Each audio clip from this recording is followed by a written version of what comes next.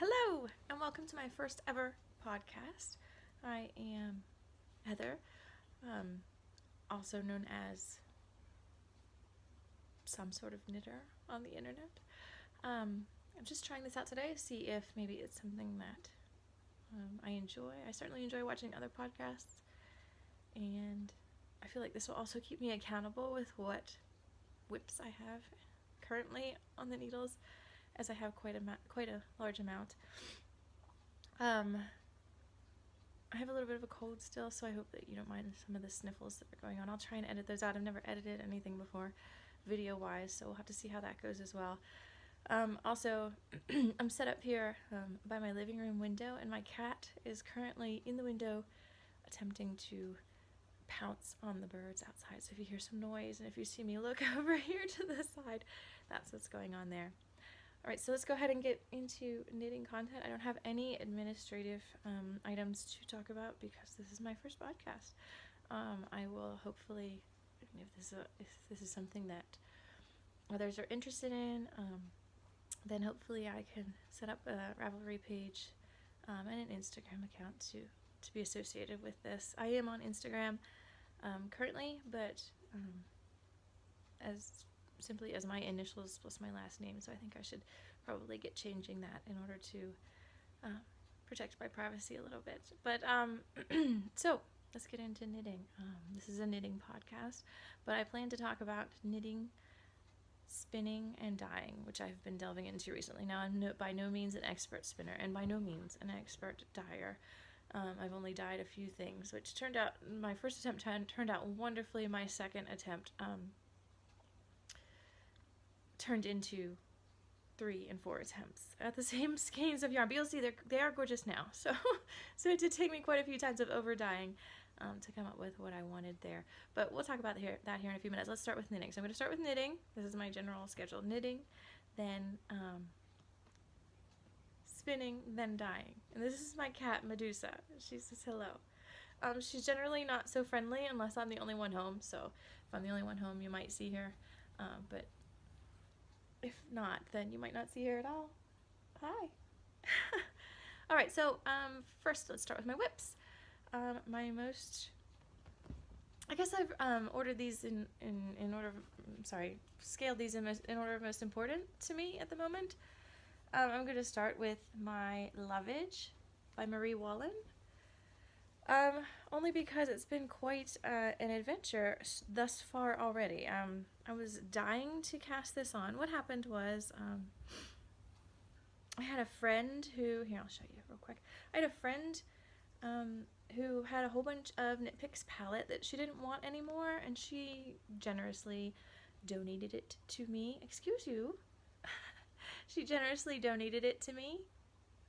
So you can see I reached the first pattern repeat, and it's a little bit short, and I'll explain that in a little while, but so she generously donated the Knit Picks palette to me, and so I have a whole bunch of single skeins, pretty much. I have doubles of some of the things, but I have a whole bunch of single skeins, and I was, what can I do with these single skeins of palette? And I've been wanting to do a fingering weight sweater for a while now. I just haven't had the guts to do it, so I decided to go ahead and I've always admired Lovage. I saw it when Andrea Fruity Knitting did hers for their daughter. I really appreciated the pattern and think it's gorgeous, and I love fingering weight. Color work, I'm in love with Fair Isle color work right now, with stranded color work, I should say, not just Fair Isle. And so I had a whole bunch of these skeins, and I decided if I get a solid color to make, the body and the sleeves with, then I can make my own Lovage. So that's what I decided to do. You can see some of the colors here. Let's get a little closer so you can see them. The window light is helping a little bit. This is just my my scrap yarn that's holding where the sleeves will go later. You can see the beautiful patterning. I think the colors that I picked out, I was a little bit nervous about this garnet red and orange section falling right in the middle of these beautiful purples. You'll see later, I'm a purple and teal addict. Purple of any shade is definitely my color, but I seem to knit a whole lot of teal, which this is called Rainforest. This is the Knit Picks color Rainforest, the body. So you'll see lots of this kind of color on my podcast if I continue to do this. But I think I was nervous about these two colors sitting in the middle of these beautiful purples with the, the white sort of snowflake design and everything. But I think it really is a striking contrast, and it's going to stand out well. Anyway, and then the reason why it's so short is because it was even shorter. It was, let me get the other half. I've completed, or not completed, but I'm in the process of completing some sweater surgery currently. So once I hit the end of this first chart, it says to separate for the arms, or make space for where the arms will go, okay? So I did, and it was only, I tried it on, it's a bottom-up sweater. I should have known better, right? I should have tried it on prior to even starting the chart. But as a bottom-up sweater, I tried it on, it was maybe this much longer. I just had the ribbing, so here you can see the ribbing. So I had the ribbing. Let's see if I can add that on there. Let's see if I can hold it up together. This is hard. Now I understand why podcasters are always holding things at funny angles. I always wondered that. I was always wondering, why do podcasters hold things at such funny angles? All right, so I had the ribbing on there, and you can see it's about, it might be called 2 inches. It's probably 1 3/4 inches of ribbing there at the bottom, and it was by no means long enough for me. If there's one thing that aggravates me in the world most, it is a sweater that's too short so that you're, like my muffin tops are called. So what I decided to do after a lot of thought process, and I was really stressing out about it because I knew, again from Fruity Knitting, I knew that I could cut this and work down and do new ribbing and add more length that way, but I was really stressing out about whether or not you would be able to see, if I started knitting down after having knit up, the V's of my knit stitches would be facing the other direction. Suddenly it would go the other way around. It would be, these ones would go up and those ones would go down, and I was afraid that that would cause, a visual effect that would bother me. So so what I decided to do instead was cut. I still cut, and I finished cutting up, not last night, but the night before last. I cut, and I posted on Instagram, so if you're watching on Instagram, you can see that I said sweater surgery, and I started my cut. But I cut the whole way around the sweater, and oh, my stitches are falling off the needles. Again, another podcaster problem that I see often, and I always think those poor people, they're trying to fix it while on camera. So this poor person is trying to fix it while on camera. So I decided to cut it and then knit up. So I saved the ribbing. I just inserted my needle. What I did was I inserted my size 1 needle, which is what I was using to knit the body anyway. I inserted my size 1 needle at the very top, literally at the very top of the ribbing. So I picked up 1 knit, 1 purl, 1 knit, 1 purl, 1 knit, 1 purl, etc., all the way around, which took a little bit of figuring. And then now I've knit approximately, it's approximately the same amount as what is already knit there in the ribbing. And I'm going to continue for at least 4 inches. I've decided that 4 inches would be just about perfect length for me. So I've decided to knit an additional 4 inches. There, I dropped more stitches again, and here I am picking them up on camera. So an additional 4 inches I'm going to add to the bottom of my lovage sweater, hopefully to make it a length that I can deal with, a length that I will enjoy, and then I will, only then, once I know that I'm happy with the body, only then will I let myself cast on the sleeves. I feel like I need to make sure that I'm going to continue this project before I start the sleeves. So again, the body of that is Knit Picks Palette Rainforest. Here's my additional, I have 3 skeins left right now. I figure 1 skein for each arm is plenty. And I have 1 skein to add my 4 inches to the body, which should be more than enough based on what I've used so far. So I'm gonna do that with the Rainforest, and then my other colors. I have a little, this is just my sheet set I have a flannel sheet set came in this bag, and I thought it was a wonderful drawstring, easy to haul things together bag. So then my other colors, let me see what I can, are going to be, I've already used some of this Stellar Heather, again, Knit Picks palette. Stellar Heather. Trying to find the ball bands. Huckleberry Heather. You can see that. So there's the Stellar next to that. This is much bluer, much darker, almost a brownish color purple, and then the Huckleberry is a very pink purple. It's getting changed a little bit by the light outside. It's not quite that blue. But I think if I do this, yeah, that's just going to make it too dark. Okay, so Huckleberry Heather. Here's the Garnet Heather that I've already used as well. And the orange that I don't know what's called. All I know is that it's orange. I don't have the ball band on this one, apparently. At least I don't have it with me. That's the orange that I use. I'm sure you could figure it out if you go to knitpicks.com. And then I have Mineral Heather. So those are the ones I've used so far, plus the cream colorway, which were my actual snowflake background. So again, we had the Stellar was the dark. Here, let me start at the bottom. Stellar was the dark background. We had the cream, we had Mineral, then we had the orange, which I don't remember the colorway name of. I'm sure it's not just orange, but it's something like that. Maybe burnt orange or something. And then Garnet. Okay, so those are the ones I used so far. And then the Huckleberry will be used in the future. Along with this light brown. Again, don't have the ball band, I'm sorry. Like I said, this was all given to me, so I don't know. Gray. Can you see that that's gray? Maybe if I flip them the other way. There you go. Now you can see that it's gray. And this dark, whatever it is. This is a very, very dark. Do I not have a copy with the ball band on it? Nope. This is very, very, very dark purple. This is even darker than the Stellar that I already showed you. So I don't know what that is. Dark purple. And I'm tying it all together again with that Rainforest. So that's the body color. You probably can't see it very well on here. But I picked the Rainforest Heather because I love teal, first of all. But it has flecks of red and purple in it everywhere. It's not just a solid dark teal, okay? So that's why I picked this to sort of tie it together. I figured that will at least tie in a little bit of the color work that's going on. So that's my plan with Lovage, again by Marie Wallin.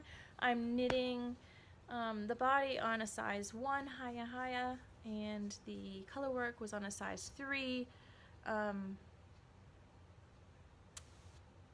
Knitter's Pride Dreams. So it was just the wooden that they have. That's my only size 3, but it seems like I knit everything on it, and I love it. And the cable's actually coming loose. I need to get a backup set of those needles because I knit everything on it, and I love that needle.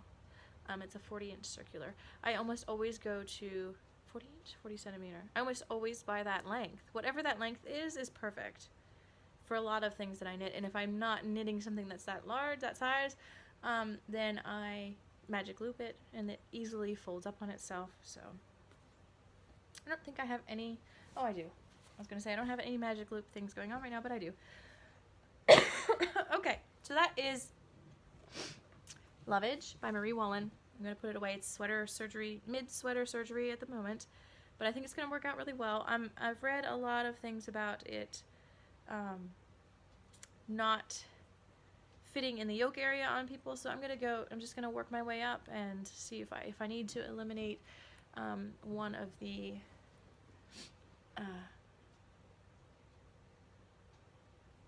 stranded pattern repeats. I will. I'll just eliminate it and move on. Or adjust my stitches accordingly if I need to, cut out a pattern not cut out the entire pattern like I was just talking about, but maybe cut out a pattern repeat to make it smaller. I'll do that, and then I'll see if I need to Sorry, I got a phone call and it's showing up on my phone right before I'm talking. I was trying to figure out who the phone call was from because it doesn't say. Random phone call. So I didn't get gauge on that. I don't know if this matters to any of you. It matters to me. I was supposed to get 30 stitches and 40 rows. Make that call go away so it stops staring at me. I was supposed to get 30 stitches and 40 rows over 10 centimeters, but I got 28 stitches and 34 rows over 10 centimeters. The 34 rows, I don't ever bother with my row gauge because I can always make things longer, which is exactly what I'm doing, right? Right, stop talking about it. Sweater surgery, it'll be done soon. Okay, next on my list is Peggy Sue, which I am knitting, and I actually have my show notes written on the back of my Peggy Sue pattern. But it is by Linda Wilgus. I'm gonna go with Wilgus. There you go, Peggy Sue. And this is a work/Christmas knit. So I'm hoping, I'm a teacher, so I'm always cold or hot. Both. I layer every day for work. That's one of the reasons why I knit, right? So I'm always looking for a solid color, which I never seem to knit. I always knit something stranded with some wild color added in. I have one solid color brown sweater cardigan that I wear to work, and I love it because it's solid, because it goes with many things. I needed a different solid, so I decided to make myself cast on something that was not stranded, not yoked. You'll see in a little while, if I continue this, that I love yoked sweaters just because of the interest there. I get bored with plain stockinette, and that's what's happened with Peggy Sue. I started out really good. It is a raglan top-down cardigan with cabling at the bottom. And I started out really well. I started out, because it starts out with the collar of it includes the cable as well. So I started out with the collar.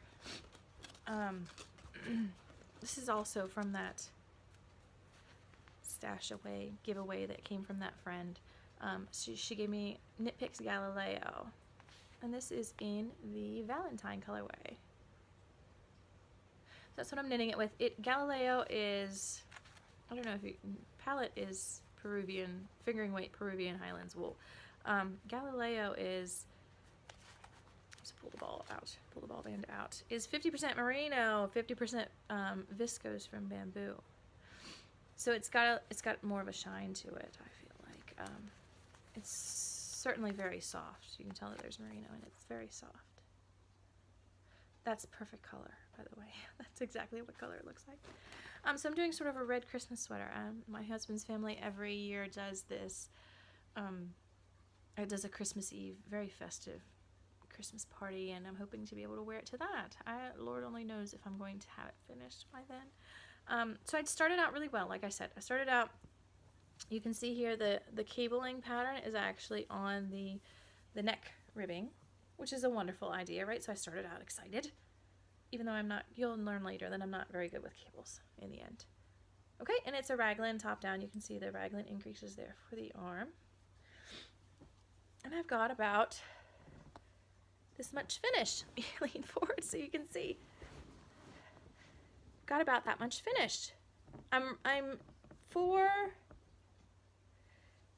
repeats, which is 2 rows, right? It's a knit row over with the increases in a purl row back. So I am 8 rows from separating for the arms. And this is obviously going to be a very tight little cardigan on me, and that's okay. I like it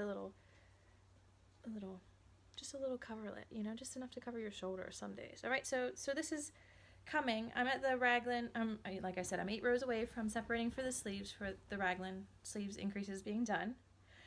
I'm knitting this on again, Dreams, Knitter's Pride Dreams, is that what they're called? Dreams? Whatever they are. The wooden, that they're all the same color. And this is a size 4. So there they are. And I have 2 sets of these, and they're exactly the same, so I never know which one I have. And they also, the size has worn off of them, so I have to always check I always have to check with one of those needle checker things to see what size it is, see if it's the 3 or the 4, because they look the same. They look the same, and I have 2 pairs of 4. So I have a 2 out of 3 chance that it might be the 4 versus the 3. Anyway, so this is going to go on, then the stockinette continues for a little bit. Excuse me. You can see here that the stockinette continues past the bust, and then you'll start the cabling again, and the cables go straight up and down all around the whole thing. And I'm hoping that by that point I will be excited again to work on it. I did really well. I did the first, I cast this on maybe 2 weeks ago, and I did the first probably 18 rows within the first 2 days, and then I haven't touched it because I was just absolutely sick of working on it. On top of that, I realized that I needed to do something about the lovage, and that whenever I need to fix something on a sweater, I sort of put it in a corner and tell it how bad it's been and don't touch it again for a little while. So that happened. All at the same time, I got frustrated with both things. I was sick of doing stockinette with the same dumb increases, I'm sorry to say it, with the same dumb increases every knit row and then purling back. I do need things that I can zone out on. I need things that I can, you know, still talk to my 8-year-old son while doing. He's obsessed with Monopoly right now. There are things that I need to be able to knit while I'm playing Monopoly, but to have only things like this on the needle is sort of bores me, and I get sick of it. However, try not to lose my voice. However, you'll see shortly that it also takes me forever to finish things with cables. So that's not good news for this Peggy Sue sweater. It's gorgeous. I love cables. I really do love cables. Cables are fantastic. However, I'm terrible at finishing them. I'm honestly terrible at finishing them. Okay. Next is, I'm going to be forever if I don't get moving on, so that's why I'm trying to just sort of push myself on. Next is my Jimmy Shawlettes. Where is it? It's hiding over here. I have a whole, don't mind the crinkling.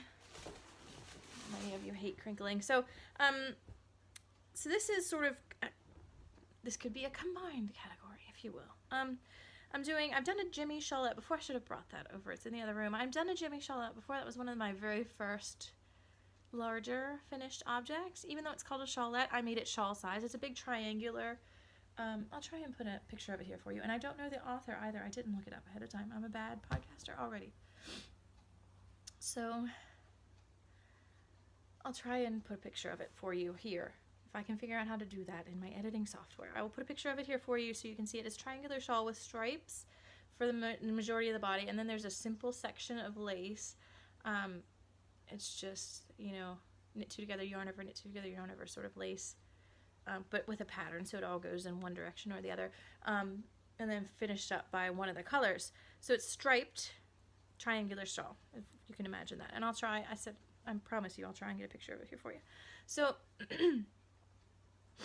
I recently, in August of this year, I finally got a spinning wheel. I got a Crafty Bee used, and I'm very excited with it. I have spun before. You think this is a tangent, but it's related. So I have spun before on a drop spindle. I have 2 Turkish drop spindles that I love, that I got for my birthday 3 years ago. And I love to spin. I love the whole concept of it. It's very relaxing for me. It seems to be my summer go-to. In the summer, I guess I'm too hot to knit. I don't know. And I just could spin on my drop spindle for hours while, you know, watching the kids play outside, etc.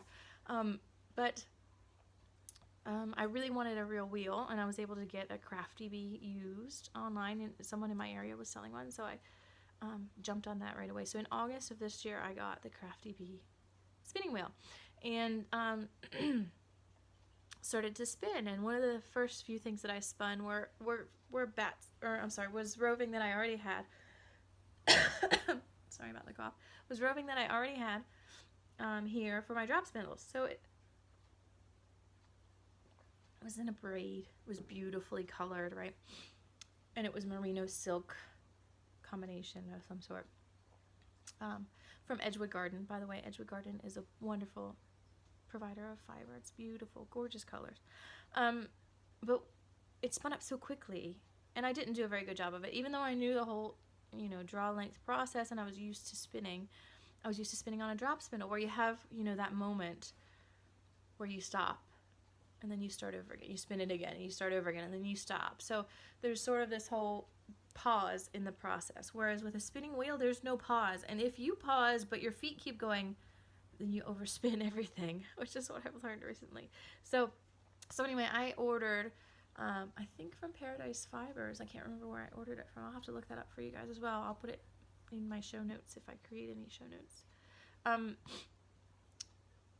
I think from Paradise Fibers. I ordered this whole 8 ounces of BFL because I love BFL. I love to knit with BFL. If I could make everything BFL, I would.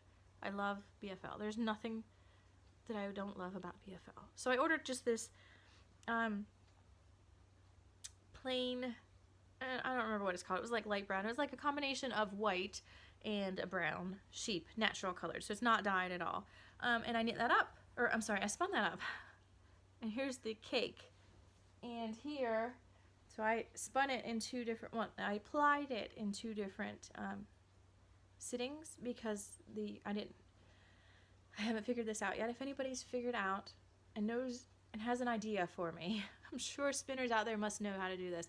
I had 2 bobbins set aside of approximately the same weight, but because they were not the same thickness, I ended up with, leftovers on the one bobbin. So what I did was I just had to apply that separately back on its own end. So that's why I have this little mini skein that is way more twisted, obviously. So my ply is twisted more in this mini skein. I have no idea why. Just because I felt like twisting it more that day. I don't know. Something I did differently. But I had all the same settings on my wheel. And then this was the majority of it all caked up because I'm using it in my Jimmy Shawlette. See, the tangent came back. I promised you it was going to come back, and it came back. Okay, so this is hand spun. This is the first time that I'm using my hands. No, this is not. This is the second time that I'm using my hand spun in a garment. And the first time was so long ago that I only just barely remembered it. See?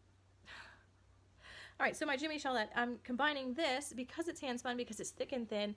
You can see right there. Very thick, very thin, right next to one another. Let's see, got some good examples there. Some really twisted well, some might fall apart. So because this is so thick and thin, I decided to combine it with the leftovers from a garment that you're going to see later, I promise you, in my finished objects, because I've just recently finished it, even though it took me 2 years. And this is Knit Picks Wool of the Andes Tweed in some sort of chocolatey brown colorway. I have no idea. If you look on the Knit Picks website, you will find it, I promise you. It's just like a chocolate brown with flecks of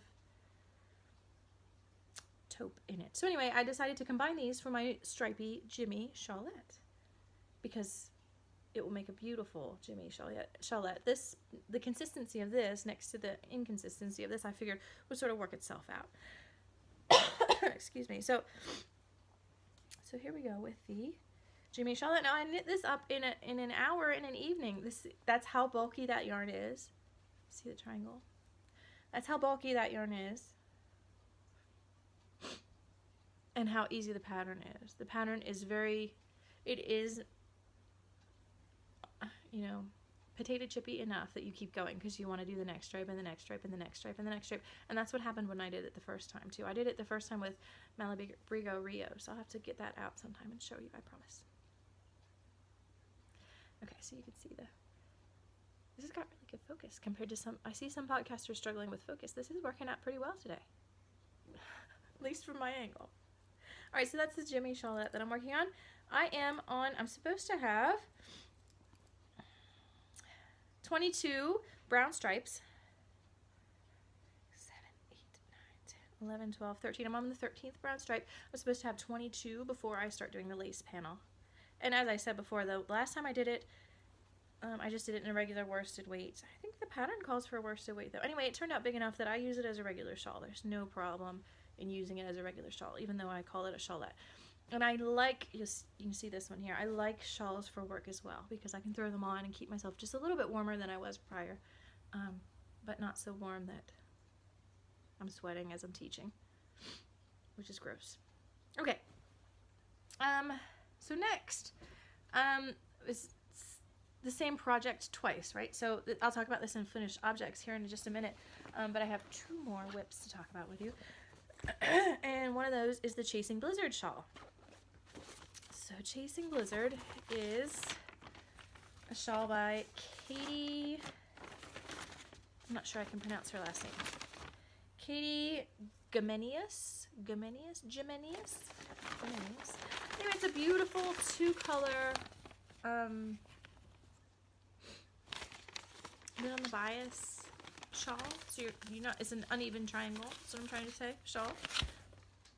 You can see this. I'll go ahead and talk about this one now. What the hell, right? So I picked 2 skeins of Knit Picks fingering weight. It's Knit Picks Hawthorne fingering weight for this one, and I don't remember what colorways they are. Again, I'm gonna have to get better at this, right? I'm gonna have to look up colorways from now on. So you can see it's striped and simple lace again in 2 colors, and it goes all the way to a beautiful ending, right? And I picked this up as something. Okay, so we just took a 2-week vacation to Colorado, to Estes Park. If anybody knows the Estes Park area, it's a beautiful area. I actually stayed in Grand Lake. If you really know the area, you'll know what I'm talking about. We stayed in Grand Lake, and I knew that I would need plain knitting, so I cast this on, and I had this the whole first section is done in color A. I had the whole first section done I didn't do the lace yet when I got on the plane. And then pretty much during I cast off while I was there, while I was in the cabin. So I cast off. It was a hunting trip for my husband, so he was gone all the day, most of the days. So I had lots of time to knit and just relax, and it was cold and snowy outside, and I just got to sit and knit. So I cast off while I was there and was able to wear it home. I wore it home on the plane because shawls are wonderful for planes. We all probably know this already, right? You can wrap them around you, snuggle in, and not be too freezing, because a lot of the time on a plane you're freezing, or at least I am, or at a movie theater. Planes and movie theaters. So I loved it so much that I wanted to do a second one. Okay, and this is Aspen. Oh my goodness, I thought I had ball bands in here. I've got to do better at this. This is Aspen that I bought from my local yarn shop here in my area. I'm a little hesitant to put, my full name and where I live out there for the whole world to see, but I guess I'll have to get used to that as I go on. So this is just a little bit more blue than what you're seeing here. So you can see the stripes of green and there's flecks of purple. This is my jam. You'll see a lot of these kind of colors, these teals. And this is called Aspen. That's the brand name. And then this gray, which has, if you can see real close, there's the focusing problem that I've seen everybody have. Okay, put my face away. Maybe no. Okay, anyway, so you can see the blue flecks in it, and it's got, some neon greenish yellow flecks as well. So they're going really good together. So that's what I decided to do a second Chasing Blizzard shawl in, because I love this. I love it. I'm not so good at wearing it. You can see I just wear it the same way I wear a regular shawl. But then the point's off to the side. But it doesn't really bother me. So I decided to do a second one. The problem with the second one is that I started that on the plane ride home. I started the second one, which is fine, except that I was on a plane. And I was like, I just knit this. I know what I'm doing, right? Has anybody else been there? I know what I'm doing. I didn't know what I was doing. So I got the pattern repeats. I got the repeats messed up. I skipped ahead is what happened. I skipped ahead by a lot, which was sort of part of my plan to begin with anyway, because this is DK weight yarn and I knit this one and it's made for fingering weight, right? So I was checking the time. I have somewhere to be here in about 20 minutes. So I was planning on cutting things out anyway, cutting out parts of the solid, not anything else. Like I was gonna cut short anyway. That's fine. But then sorry for my strings, as I continued, and I was just on a roll on the plane. I was just going. My husband was entertained. My son was entertained. I was just knitting away. Anyway, I messed up. It's not a big deal because I'm mirroring it, right? So just like the original, I'm mirroring it as it should be mirrored, you know, with the one color in the lace and the other color in between. But anyway, I messed up the order, so I'm going to have to try and figure out what I'm going to do. I haven't really touched it much since then, again, because now I know it, and it's the second time I've knit it. I shouldn't do this anymore. I do that because I love things. I love wearing them, so I'm like, I'm going to knit another, and then the second one, I just don't, I've lost my love with it. I should stop knitting things twice. Okay, so this is my second Chasing Blizzard. And that's my second to last whip. We're almost done whips. Yay! It's been a long time. I always wonder how people are able to keep talking for so long, but now I understand. Okay, here's this random Zauber ball. I have this I need help. I have this random Zauber ball from a trip to Connecticut that I got at the local yarn shop there. That's the color. That is it. It's a gorgeous color. And you can see I keep starting things with it and then not liking them and then wrapping it back up. It's a single ply, so it's got a little bit of twist in it. I think that's what's wrong with it. That's what's wrong with me with it. I was so excited to get it. It's got a gorgeous, you know, coppery gold color going on in there. It's beautiful. And with the blue, I love it. I would love to make, you know, a single skein gorgeous shawl with this. But everything I start, I hate. And I keep rewrapping it up and not starting it again. So help me. What do I do with my Zauber ball? I've had it stuck in a project bag for forever. At least it's been a year and a half. Stuck in a project bag, waiting for me to knit it. And I never like anything I knit with it, so it keeps going back in the project bag. Anyway, in that same project bag, because I don't have enough project bags in my life. If anybody feels the need to, send me some. This is a hoe, I guess. I'm calling them Outlander mitts, but that's not really what they are. So they're fingerless mitts, and this is yarn that I dyed, by the way. I made a hat too out of it, but it's not anywhere nearby, so I can't show you the hat. So this is my first time of dyeing, was when I did one of these colors, this color plus two other colors, and I don't have them with me today to show you. I'll show you on the next podcast. See, I am going to do this again. All right, so fingerless mitts. I haven't done the thumb yet. It's just sitting on this green yarn waiting for me to do it. That's one of my other problems. One of my other issues is thumbs. I'll leave things sit forever and never do the thumb. And I'm like, it's not finished yet. Why not? Because it needs a thumb. It'll take me like 30 minutes to do a thumb and I just won't. Okay, so there's the Outlander mitt. You can see the cabling here, and this is why I'm calling it the Outlander mitt. It is from this, well, the cabling pattern there is from the Highland Knits book, which my best friend got me for my birthday this last year. I'll try and show you just the... And these are called... What the heck are these called? Herb Garden Gauntlets. Any of you that are Outlander fans out there will know what I'm talking about. Herb Garden Gauntlets. And you can see I only did the cable pattern on the bottom of my mitt. And that's because I didn't want the top to be any tighter than they already were. Okay. This book is entirely made for worsted weight yarn and up, which is lovely, but I don't have a lot of that thing. A lot of that, aside from that BFL that I just spun that's bulky as hell. So besides that, I have, you know, a lot of fingering weight, a lot of DK. So I wanted to make these into mitts, and I have another set of Pioneer mitts, okay? And that's where I took the, you know, stitch count and the ribbing pattern was from the Pioneer mitts. And I don't know the author of that pattern either. I will put it in the down bar, I promise. Pioneer mitt creator, you are fantastic. I love my other pair. So I wanted another pair, but I wanted something with just a little bit of interest. So I just went ahead and added that cable that I saw in the pattern from the Highland Knits. I don't need your help with your butt in my face. From the Highland Knits, even though it was in worsted, I still used the cable pattern for this, right? I just figured out what section of the ribbing would work, okay? So the second one is on the needles and has been on the needles for quite a while. I'm right at the point where I need to start that cable, and I haven't done it. Like I said, there's something with me and cables. I love the way that they look. The cat's taking the yarn with her as she's going away. She walked through it, and it's like going with her. So I love cables. I love the way they look. I don't even mind doing them when I'm in the process of doing them. It's something about thinking about doing them that puts me off, and it's not even conscious, because like right now I want the other mitt. This hand is really warm, happy, content. I want the other mitt. Why am I not doing it? I don't know. Okay, so it's been at least a month since I've touched this, right? Magic loop. Remember I promised you I was doing something on magic loop?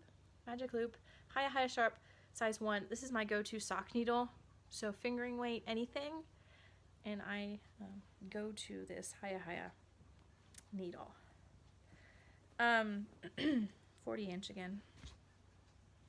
So there's that mitt, my Outlander / Pioneer mitt adventure. That's my last whip. Okay, aren't you happy that I'm finished with whips? You're probably sick of seeing all of them.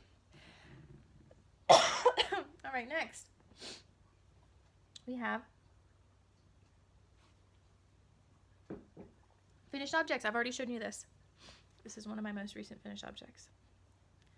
We went to Colorado in the end of October.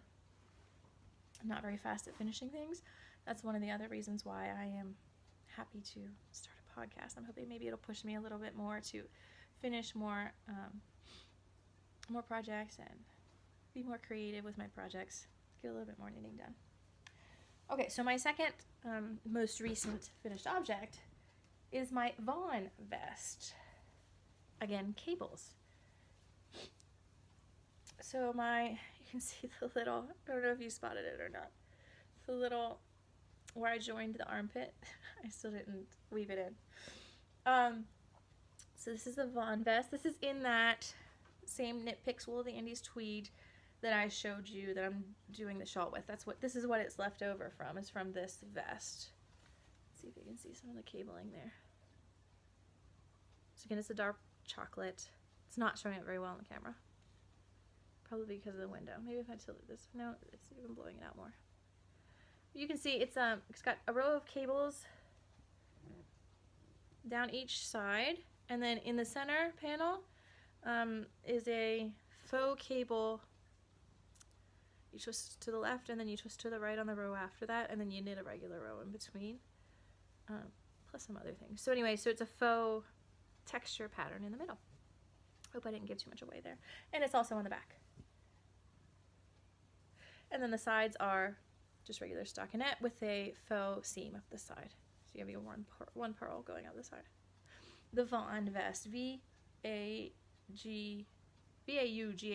I wish I could spell. And it was a wonderful knit. It took me, I had until here done, which is just under, you know, maybe 3 or 4 inches under the armpit breakage, where you break away for the armpits. Done last winter. It was a good winter knit. It was snuggly to knit on, and I was hoping to finish it so that I could wear it in spring. Vest, you know, not too hot, not too cold.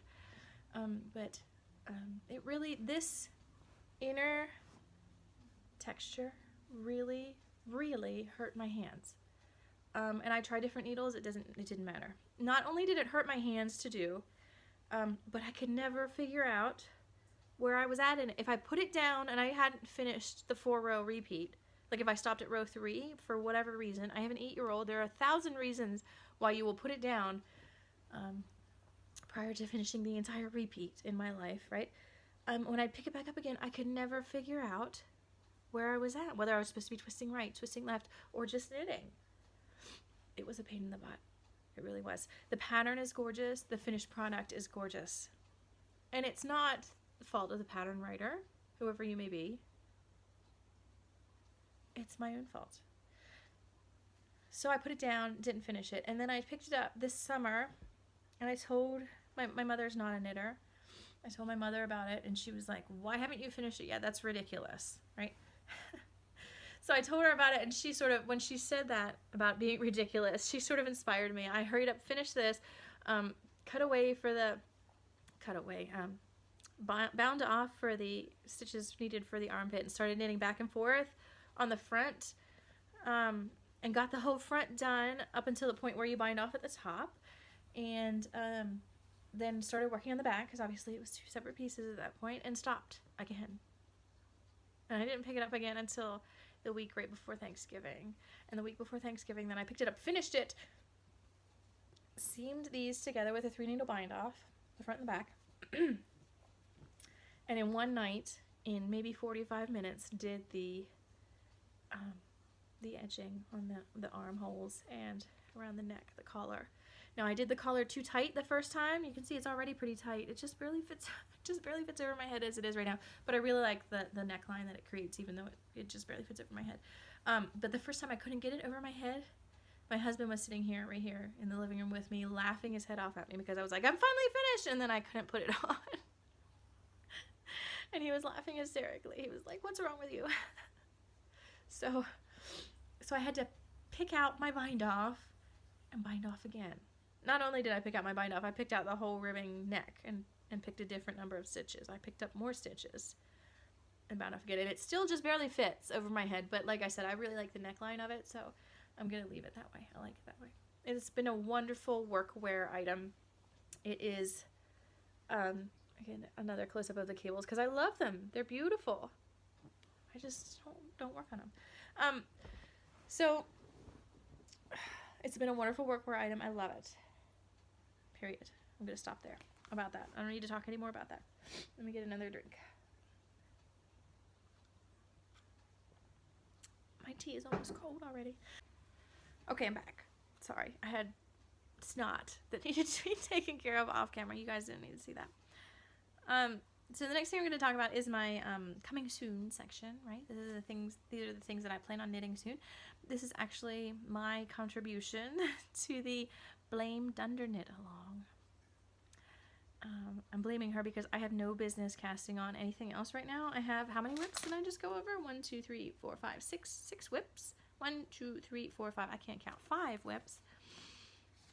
And yet I'm going to cast on something else. I'm going to cast on a Zweig sweater. Everybody and their brother or sister has knit this recently, but when I saw the yarn, it told me it wanted to be a Zweig, right? Look at this. It's fingering weight, and it's by Mountain Colors. Sorry, it's hard to do this backwards. Mountain Colors, who is out of Corvallis, Montana. The dyer. It's on the Twizzlefoot base, so it's on a sock base. I couldn't think of the word. Sometimes I can't think of words. You'll have to excuse me. It's 53% merino, 17% domestic wool, 17% silk, and 13% nylon. And it's in the Winterberry colorway. Okay, it's gorgeous. I have 2 skeins. Somewhere here is my other skein. There it is. The skeins are not the same, obviously. It's hand-dyed, right? They're not exactly the same. I'm going to start with this one because I'm assuming that I can get the entire panel done with just one skein. And this one has a little bit less color, and I think that's going to be prettier because of the darkness of the solid color that I'm going to go over. So Zweig, there's the other skein. So I'm doing that as my, my middle lace / stranded portion. So to go with that, I decided in my wildest dreams, and I don't know why, I decided that I would dye my own yarn to go with it for the body of the sweater. I would dye my own color to save money, sort of, as well as to try out my dyeing skills again. As I said, that Outlander mitt, I dyed that myself. That it's a red and black. It's really hard to see right now with the light because I'm losing light from the daylight very quickly. I might have to redo this section. So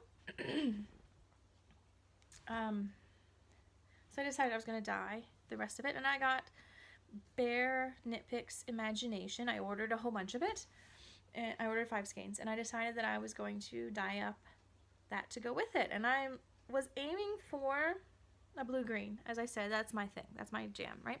A blue-green. I was aiming for a blue-green somewhere, it's going to be hard for you guys to see, but darker than this, but not as blue as this, right? So something that will sort of go with this, but not match it 100%, because that's not the point, right?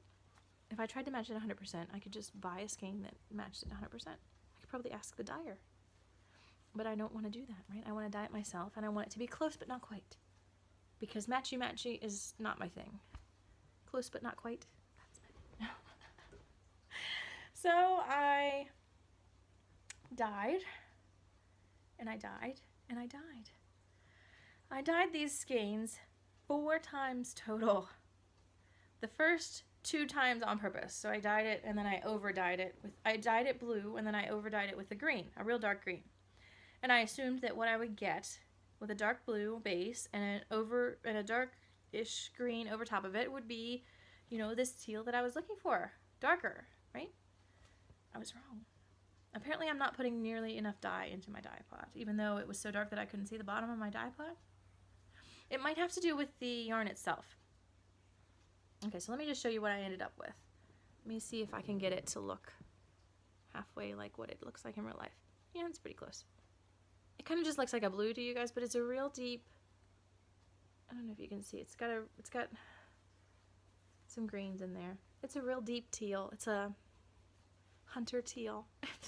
You know, there's green and hunter green. This is a hunter teal, right?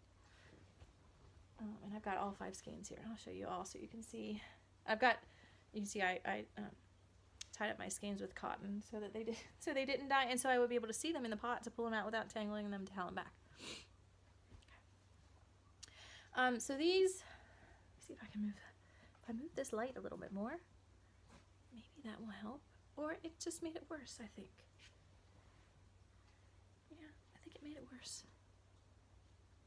Anyway, so I've got 5 skeins of that. 5 skeins. Here's the other 2, in case you were worried about them, in case you thought that maybe there really weren't 5 skeins. 5 skeins of imagination at more or less the same dye color. And there's some variation. This one is the bluest of all of them, right here. And I'm sort of saving it aside. I'm hoping that with 4 skeins, I will have plenty to finish my Zweig, and then I won't have to worry about this deep blue section on this one. So I think, let me just show you these together. I think they go fairly well together. If you're really interested, you can go to my Instagram and look at my Instagram picture of them together. That would probably show it off better to you. But I think that I'm finally happy after I re-dyed. So I let them dry after that first instance of dyeing them twice. I let them dry. I decided they were too green. They were way too green. I was not happy with them at all. They did not match this. I would have been happy with them had I not been trying to match it. And I just said I don't like matching. But had I not had this to go with it, it was a pretty color. I can't quite reach. It was very much like this color that I just dyed for my husband for a hat. It's a very deep, pretty green, but it was not what I was going for. I was going for much more blue.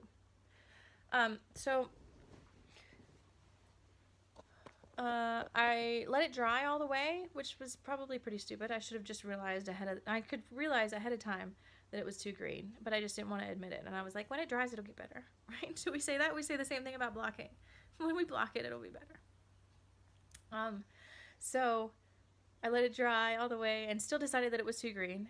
Got my family's consensus several times over. You know, my son, I asked an 8-year-old, I was like, do you think this is too green? And he's like, yeah, mommy, it's too green. And I asked my husband, who has no idea about anything about yarn, and he's like, if you're happy with it, then be happy with it. But yeah, it doesn't match with this. I asked friends, I asked my mother, I asked my father, I asked random strangers, do you think it's too green? And the answer was yes, right? Why did I keep asking? I don't know. If I wasn't happy with it, why did I keep asking? I should have just known that I should have just dyed it again. There it is again. It's so gorgeous now that I don't want to quit looking at it. I just want to keep looking at it. And I can't wait to cast it on. So I dyed it again with just pure blue in the pot. And it was an okay color, but it was still not the darkness, the deepness of the color that I wanted. And I don't know if that has anything to do, like I said, my first foray into dyeing, this did not take very much dye in the pot at all, and it is a vibrant, gorgeous red and a gorgeous black. So I don't know what the hell happened here. I don't know if it has anything to do with the fact that it's 50% alpaca, 50% alpaca, 50% merino. I think. Imagination. Look it up. It's in Nitpicks. So 50% alpaca, 50% merino. I have no idea if that had anything to do with it or if it was just me. Anyway, so it was bluer, but it was not dark enough. So I did it one more time with 2 different kinds of blue in the pot. And it's finally dry. I did this 2 days ago, and it's finally dry. I live on the East Coast. It's pretty humid here most of the year, even in this fall winter thing that we're having going on right now. And it's finally dark enough. I'm finally happy with it. I promise to show this next time as well. I'm sure you'll see it because I'm going to start the sweater soon. But I promise to show it to you in a better light, right? I'm sorry that it's evening out. We're almost out of natural daylight entirely. Okay, so dye pot. That's coming soon. Zweig.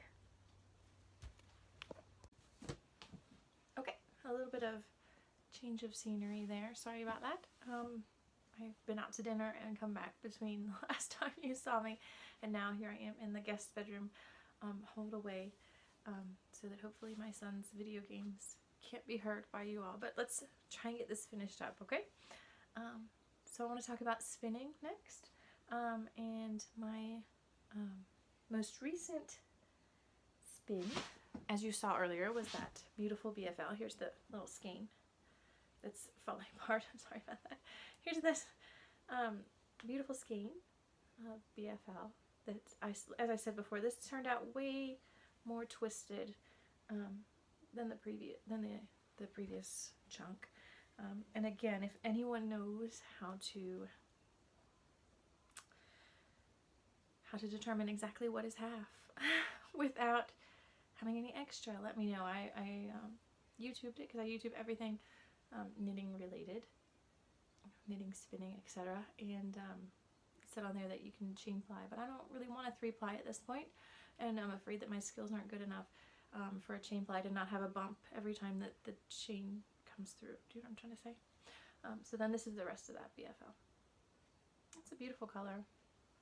I love the brown tones of it. It's better lighting in here, although it's yellow because of being artificial. But all right. So then I also have so my current on the bobbin. Should I call this on the bobbin instead of on the needles? My current spin is this beautiful blue-green. My spinning wheel was painted purple by its previous owner. That's how I knew that it was for me, because as I said, I love purple, and as soon as I saw this purple spinning wheel, I knew I had to have it. So let me try and get a good light there. Yeah, because the light's directly above me, so it's hard to get this in there. But I have, you can see I have a little twirly sticking out from taking up. As I said, there's never a chance for me to spin without being interrupted, or knit without being interrupted at least once or twice. So obviously I took a break and then started winding again on the bobbin and got a little loopy. So I think this is pretty good and pretty consistent for me, especially being on the wheel. I have a little sample. Yep, right here. Perfect. I have a little sample here of the same. It's actually even the same fiber. It's 100% merino. Yeah, 100% merino. 75 grams of fluff I have. So this is when I was working with it on the drop spindle, and I think this is as good as I ever have gotten on a drop spindle. Let's see if we can, how do I do this so it will focus better? There you go. There it goes, pretty clear. This is as thin as I ever get on the drop spindle, and if we compare drop spindle to bobbin, I think it's pretty close, right? So I think that this is going to make a nice ply. I'm hoping for a DK, but it's probably going to end up worse to weight. I'm trying to get thinner and thinner with my spinning, and more my real goal is consistency, right? So I want it to be as consistent as possible. And if you look at this, it's fairly consistent. This is turning out much more blue for you all than it is in real life. Hopefully I'll get a chance to maybe get a picture of it in real life. And this fiber, sorry for the crinkling, was given to me for my birthday by a friend. So it's just merino roving. It's just loosely piled into a very crinkly bag.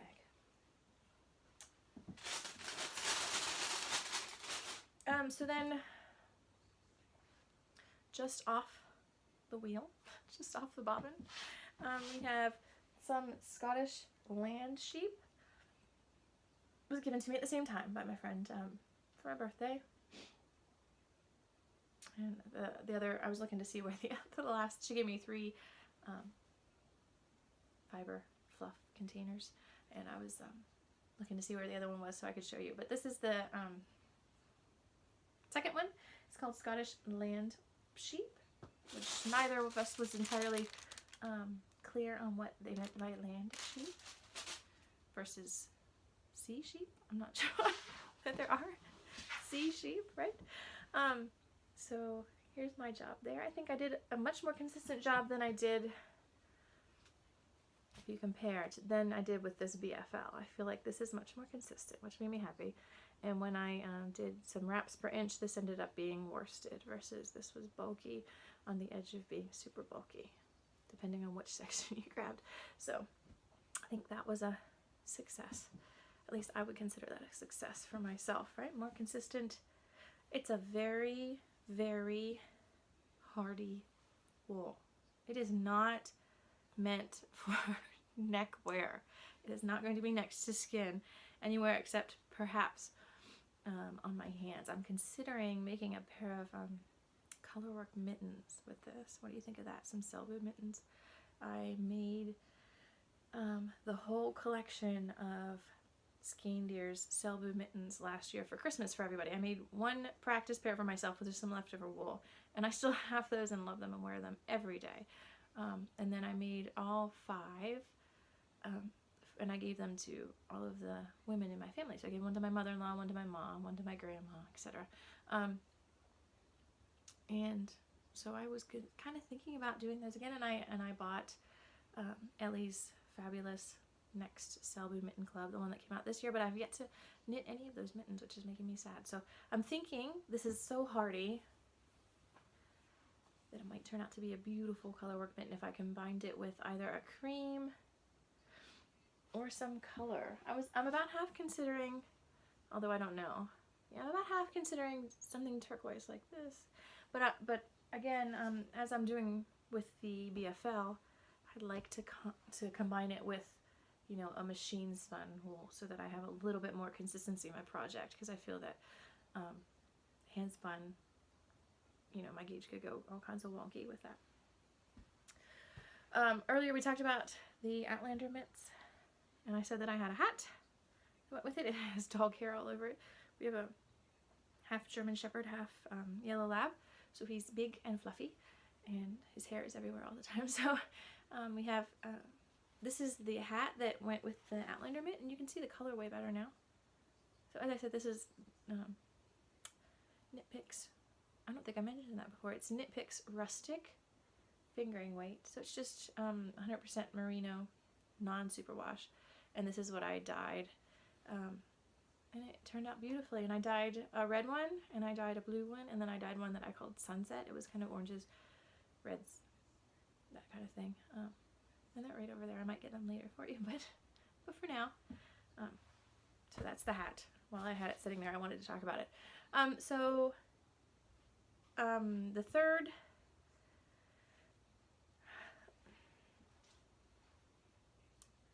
fiber that was provided to me or given to me by my friend for my birthday is right here.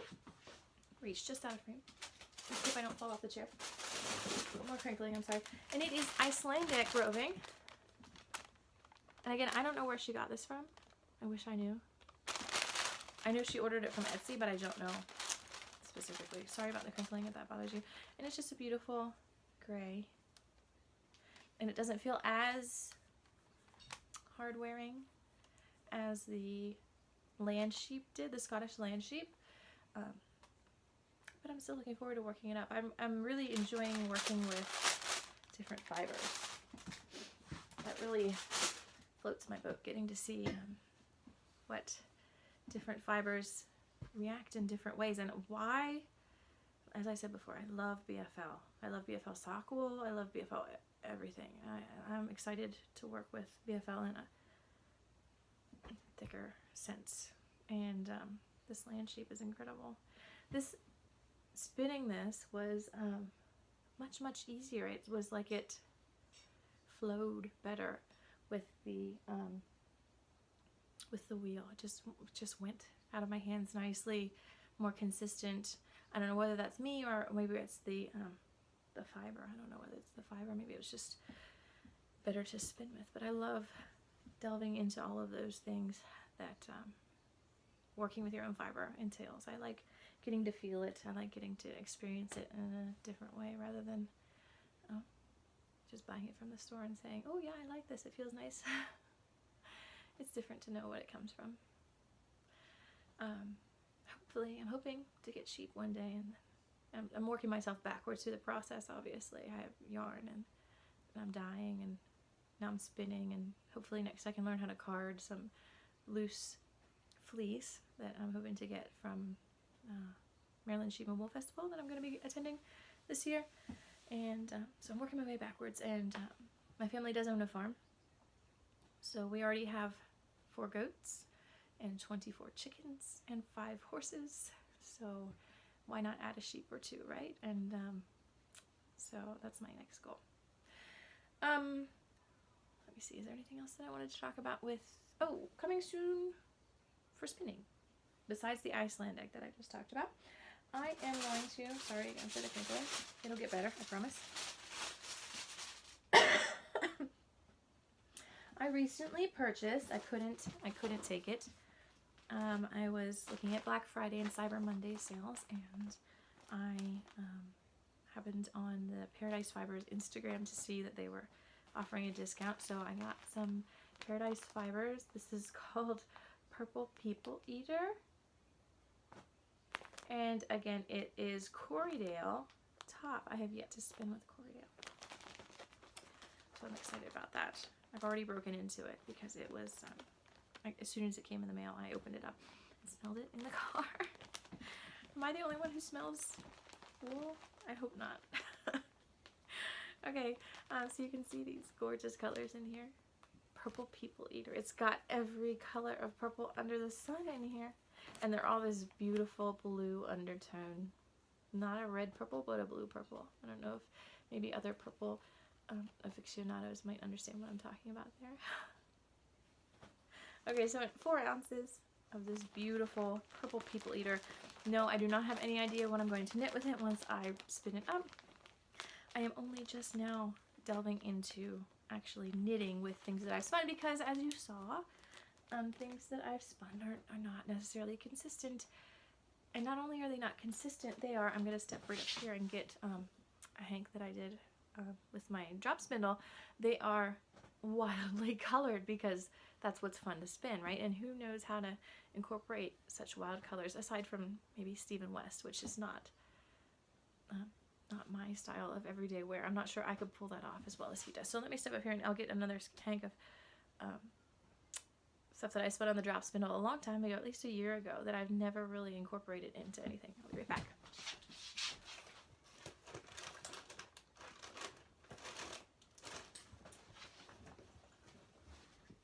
Okay, so this is a little, I didn't have a nitty naughty at the time, and I didn't have a, now still don't have a nitty naughty, but now I use my Umbrella Swift, and I open it up to make a skein, or a hank, I'm sorry, to make a hank. So at the time I didn't, and I just used, I used my arm, and then after I washed it, it shrunk. But this is from Edgewood Gardens. Again, this was some beautiful braid of top, and this was that one that I was talking about earlier that I said it was merino, silk, and nylon in the same top, the same braid, I want to say. And it's gorgeous autumn colors, right? You can see that. Gorgeous autumn colors. I'm just not sure what to do with it. And it's a fairly consistent, on my, like I said, on my drop spindle, I'm pretty good at, there you go, I'm pretty good at getting a nice, thin, consistent spin, but it's been the wheel that's been the learning curve, which is fine. I had a learning curve with the drop spindle as well. So that's that was spun, like I would say, at least last summer, as in summer 2017. maybe summer 2016, because that's when I got the drop spindles, and I spun a lot of things right away. Okay, so Paradise Fibers Purple People, excuse me, sorry, Purple People Eater is next, and then when I was making that order, I couldn't help but get Werewolf as well. So Werewolf, I'm trying to find that. Werewolf is varying shades of brown and gray. Maybe over here might be better. Brown and gray. There's a little bit of, you see a little pop of red in there. It's going to be so exciting to spin. So again, 4 ounces, and this is again Corriedale. And I've never spun with Corriedale before. I'm excited. So far, well, you know, as I said, the land sheep spun really easy. Merino is so smooth. It's just like silky smooth. It's like spinning butter. But I find it has a tendency to get, what do you call them? What's the official term? Slubs in it. And that might just be because I'm a new spinner. But it has a tendency, at least for me, to, it sort of like sucks itself in and it gets a little lumpy. Okay, and then the last colored one that I got then is taupe, and this is merino versus being Corriedale. And I got it because it's a gorgeous color of taupe, right? It is what it says it is. There are no games being played here. It is taupe.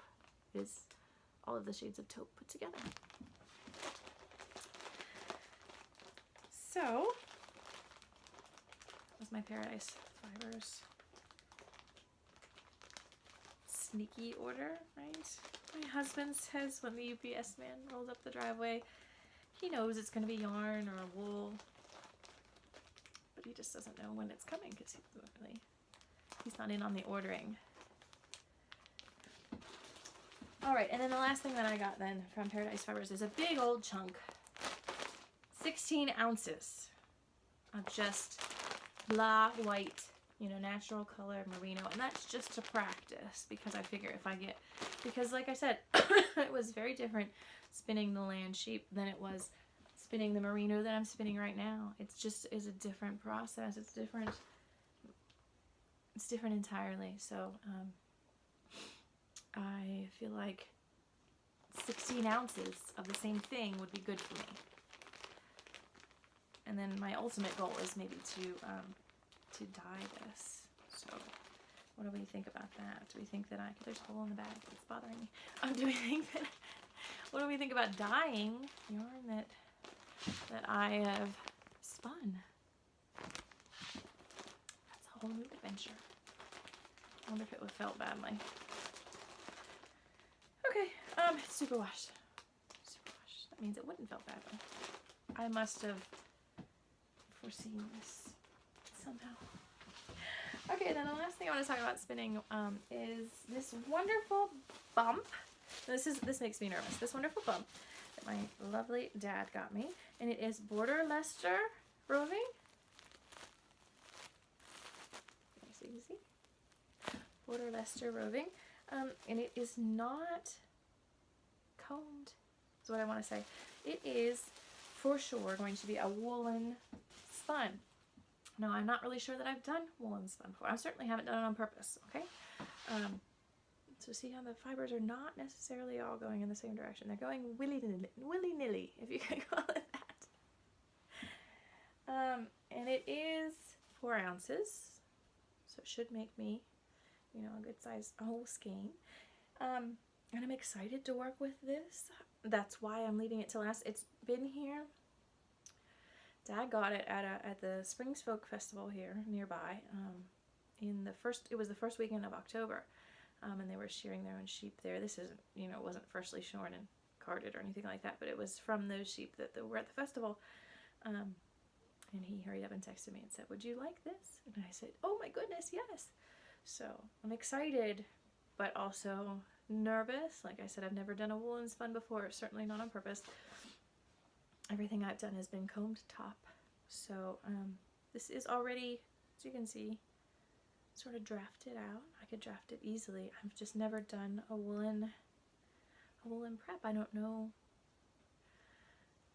if I can do it. I'm gonna have to research it. So any advice that you have out there about woolen spinning versus worsted, let me know, and I'll be glad to attempt this. But I'm nervous. This is what I'm leaving. I'm not going to do this next. I'm going to continue. I'm going to finish up this blue-green. You saw I don't have too much left. I'm going to finish this up and ply it. I only have 2 bobbins. I have 2 bobbins plus a large, sorry, I have 2 bobbins plus a large bobbin. There's fluff flying everywhere. 2 regular size plus a jumbo to spin and ply on. So usually I'll spin 1 fiber, 2 bobbins worth, and then ply them onto the jumbo and then start over again. Like, I'm not going to do hopefully I'm not going to have multiple works in progress on the spinning wheel like I am on the needles. I try not to do that to myself. Okay, so I think I'm done with spinning. If you have any comments or questions. I love this spinning wheel so far. I love the simplicity of it. If you don't know about the Crafty Bee, if I move everything to let you see, it's going to crinkle all over again. But instead of having like an orifice, it has just this delta-shaped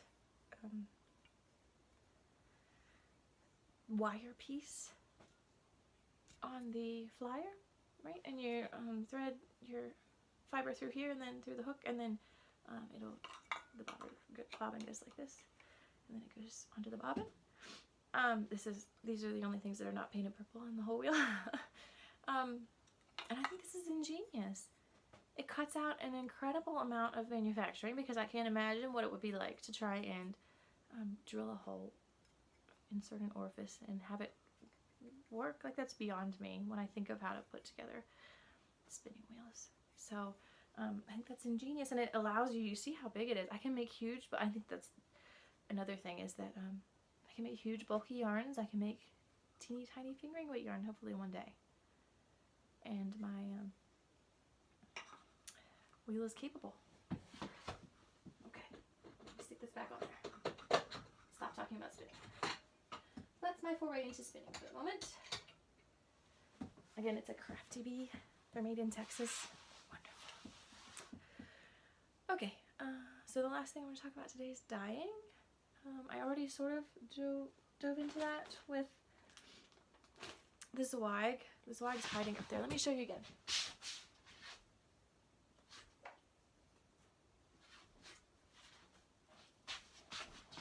Again, right? I can't take it. As I said before, I'm so in love with how these turned out that I can't stop talking about them. Right? So here's my little bundle of 5 skeins. This is a much better color picture for you guys than I had earlier. I love this one, even though it's the darkest one and I'm nervous about using it. I love it. It's perfect. See that little spot of green? I love that. I love the blue. Okay. So this was the most recent dye. Again, it's Imagination by Knit Picks. I'm looking up there because I think the ball band's up there, but I'm not gonna step out of frame again and bother you guys. So, and I think it's 50% merino, 50% alpaca. For sure, it has a lot of alpaca in it because I don't know if you can see. No, you can't really see, but there's a halo on it. It's very fluff filled. When I was dyeing it, I had fluff flying everywhere, even though it was wet. So that's my most recent dye.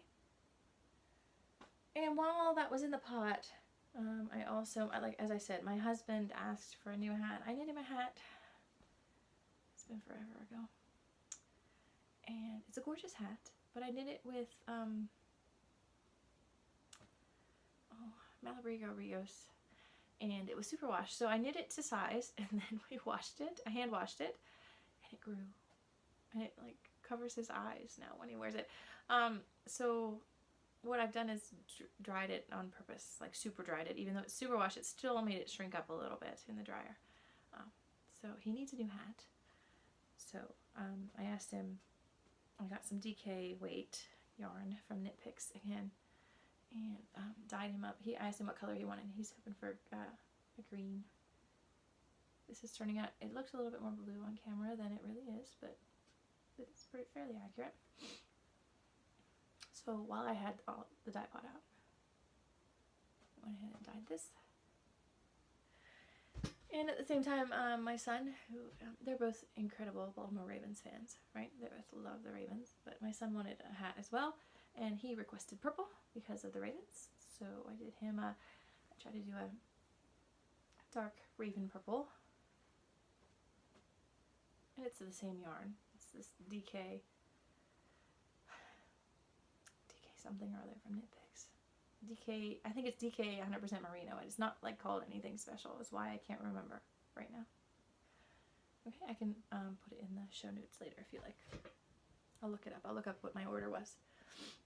And then the last thing that I did was, I call this yarn sacrilege.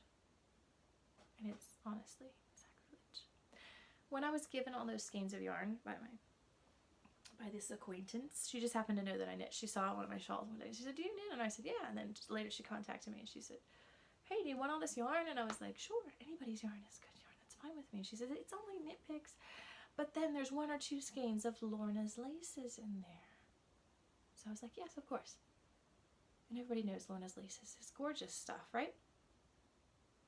Well, this was pink. And pink is not my color. But I couldn't turn down such gorgeous, gorgeous yarn. So what I did while I had the dye pot out was dropped it in a vat of purple. I made this beautiful purple. It's not the same purple as this. And you can see that, right? You can see the tones are different. Made a vat of purple, stuck it in there, and I have committed dye pot sacrilege because I dyed over some gorgeous Lorna's laces. But this way I'll use it, otherwise I wouldn't have used it, right? There's no sense in it sitting on my shelf being blah. Okay, so I think that's all I had to talk about for dyeing as well, unless you want me to dig out my old skeins. I'll show you that next time. So again, hopefully I will make a Ravelry page for contact for this, but for now, if you want to comment, go ahead and just comment below.